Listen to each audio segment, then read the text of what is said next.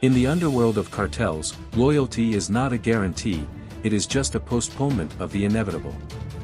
Following orders without question may keep you alive for a while, but when suspicion falls on you, there are no explanations, only a sealed fate. In this story, a hitman realizes too late that the mission he was called to was, in fact, his death sentence.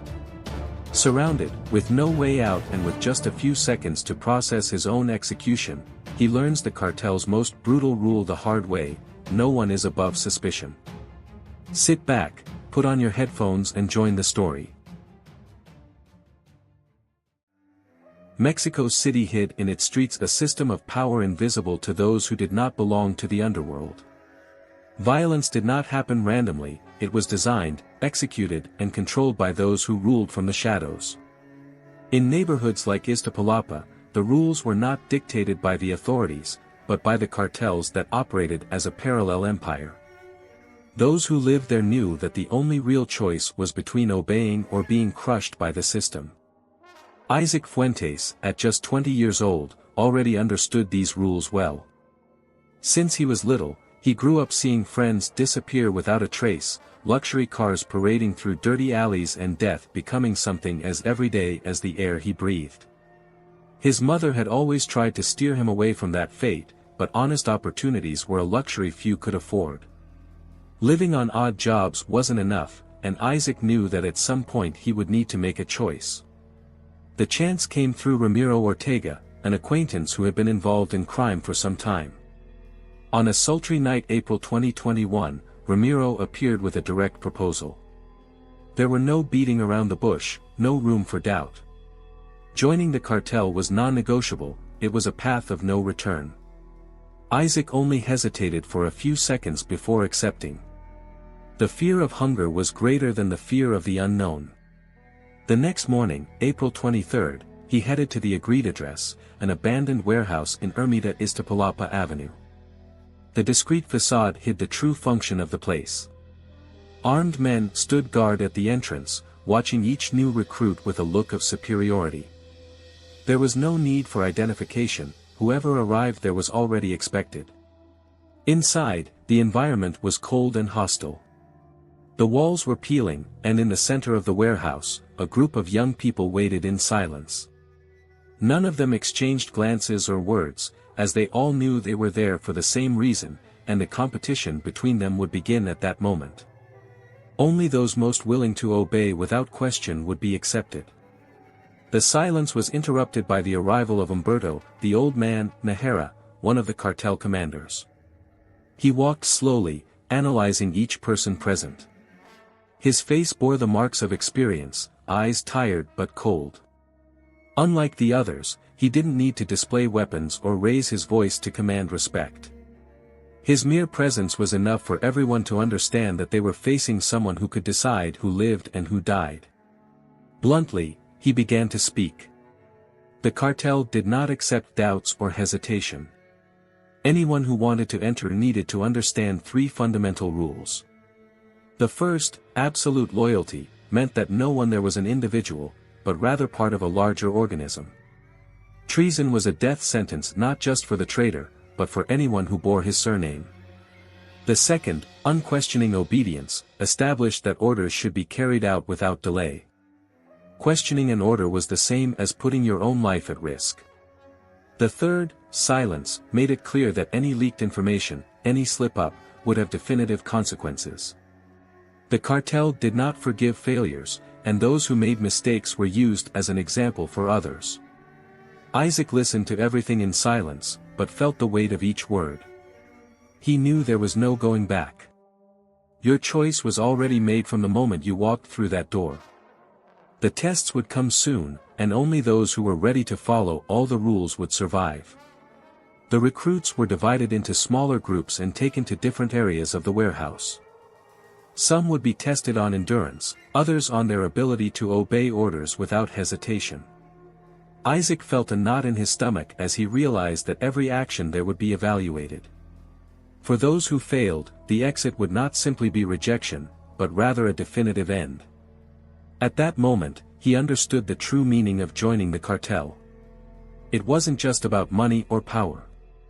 It was a life or death sentence, and the line between the two sides was thinner than he could have imagined. The warehouse door closed behind the recruits, and with it, their old lives ceased to exist. Isaac Fuentes was no longer an ordinary young man from Iztapalapa. Now he was part of something much bigger, something that didn't allow for mistakes or second chances. The cartel didn't just recruit soldiers, it molded them from day one. Night fell over Mexico City as Isaac and the others were transported to an isolated ranch on the outskirts of Texcoco, municipality about 30 kilometers from the capital.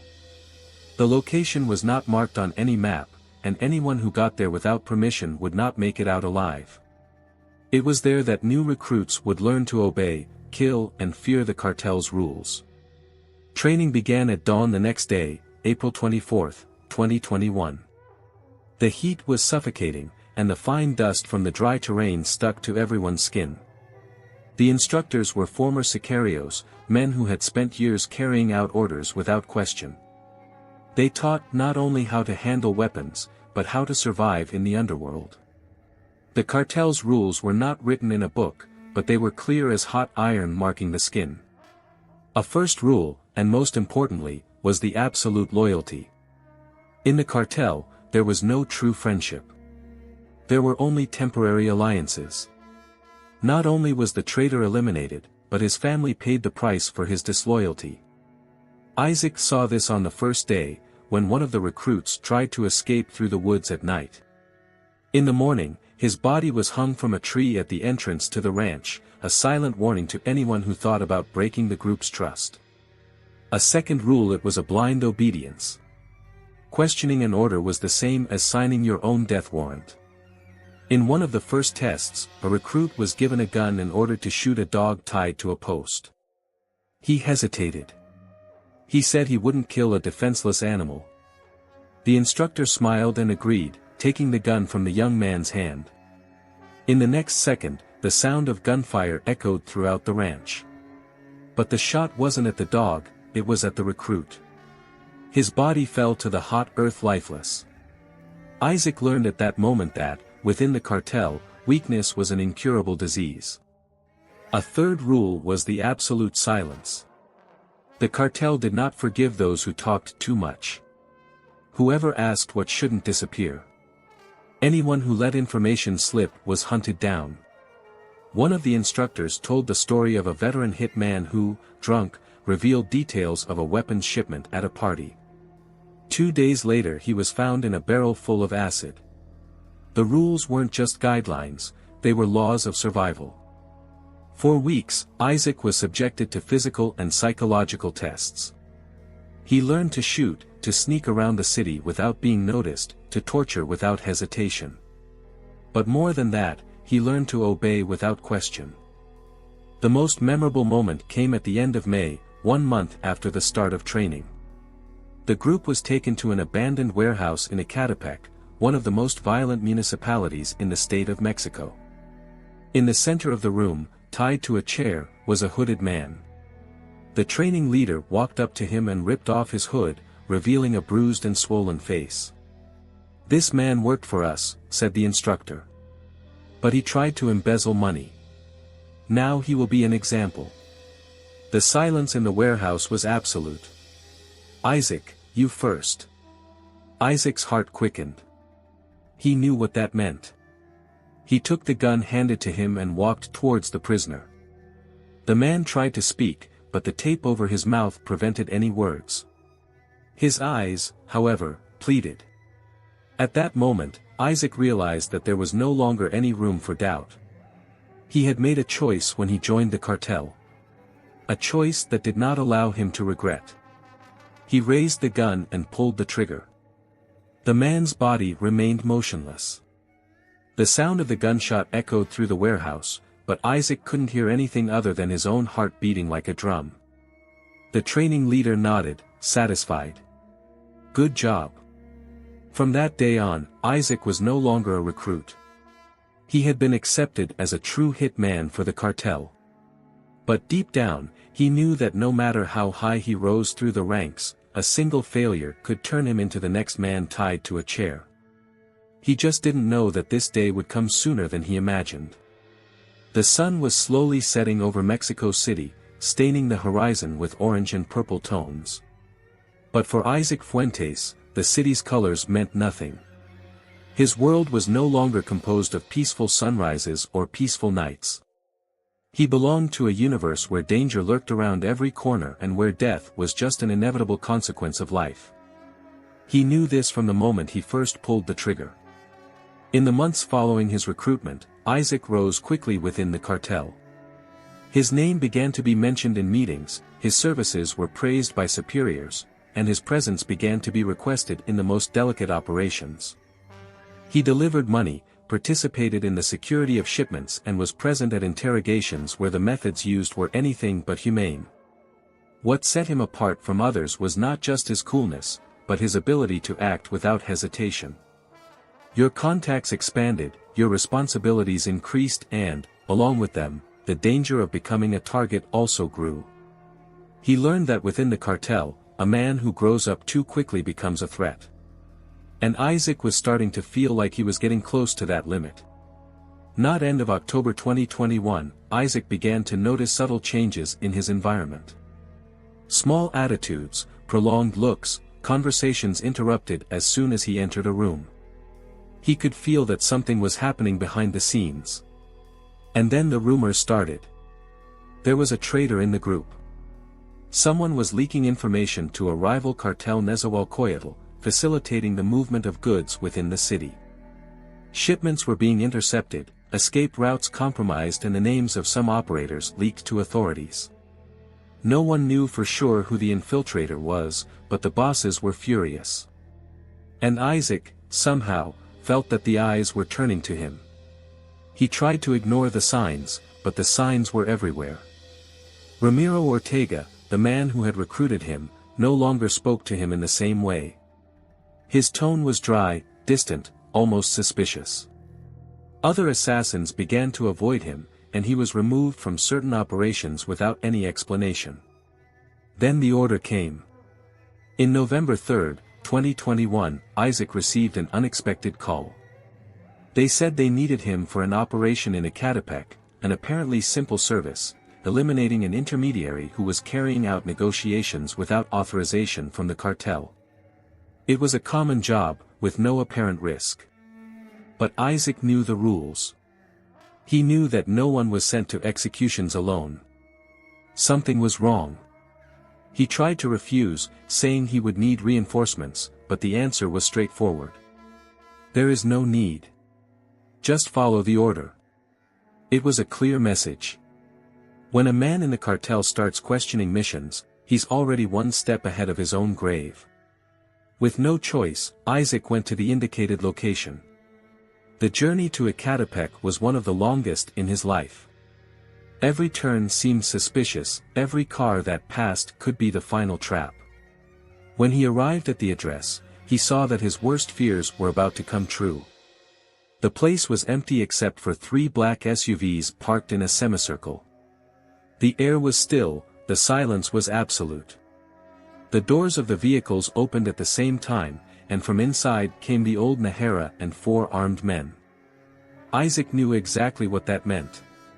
He had already participated in executions like this. When a man was called into an operation and found his bosses waiting for him, the mission was never to kill another. The mission was him. "Do you have something to tell us, Isaac?" asked El Viejo, his voice calm, as if he were asking about the weather. Isaac didn't respond. There was no point in begging. He knew that there was no defense in the cartel. When someone was marked, it was because the decision had already been made. "We thought we had a man we could trust," continued El Viejo. "But someone passed information to a group that shouldn't have. And now we have a problem." Isaac kept his gaze fixed on his superior, but deep down, he knew there was no escape. The cartel didn't need proof. Suspicion was reason enough for a death sentence. The 4 armed killers approached slowly, forming a circle around him. His body tensed. He knew there was no way out. But one thing was still in his control, how he would face that moment. Last words? Asked one of the executioners. Isaac took a deep breath. His mind was empty. No thoughts about the past, no regrets. Just a cold certainty that his life was about to end. He raised his head and looked directly at El Viejo. I was never a traitor. The first shot echoed across the empty land. Isaac fell to his knees. The second shot hit his chest, pushing his body backwards. He felt warm blood dripping onto the dry, dusty floor. His heart slowed. The cloudy sky of Mexico City was the last thing his eyes saw before darkness took over. The execution was quick. His body was placed inside one of the SUVs and taken to a vacant lot on the outskirts of the city. There would be no funeral, no news in the newspaper. His name would simply no longer exist. That same night, rumors about the betrayal stopped. The cartel didn't need to know if Isaac was really to blame. They just needed to send a message. In the underworld, it didn't matter whether a man was innocent or guilty. What mattered was keeping the fear alive, making sure everyone knew that no one was above the rules. In the end, Isaac Fuentes was just another name crossed off the list. Within the cartel, no one died as a hero, just as an example.